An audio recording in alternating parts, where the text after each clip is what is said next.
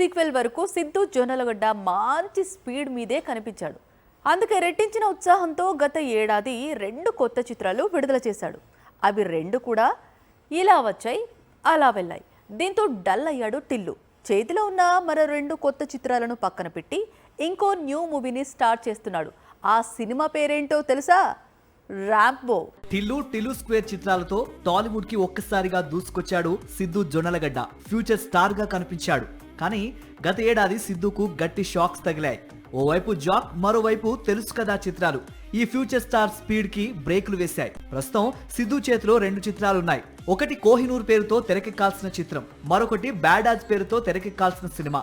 ప్రస్తుతం ఈ 2 ప్రాజెక్టులని పక్కన పెట్టేశాడట సిద్ధు. గతంలో ఏజెంట్ సాయి శ్రీనివాస్ ఆత్రేయ సినిమా తీసిన దర్శకుడితో మూవీ చేయబోతున్నాడు. నిజానికి అనగనగా ఒక రాజు తర్వాత నవీన్ పొలిశెట్టి, ఏజెంట్ సాయి శ్రీనివాస్ ఆత్రేయ కాంబినేషన్ లోనే సేమ్ ఫిల్మ్ కి సీక్వెల్ చేయాలనుకున్నాడు. కానీ ఇప్పుడు సీన్ లోకి సిద్ధు వచ్చాడు. వీరి కాంబినేషన్ పీక్స్ అయింది. ర్యాంబో పేరుతో టైటిల్ లాక్ అయింది. కొత్త చిత్రంలో టిల్లు డిటెక్టివ్ రోల్ చేస్తున్నాడట.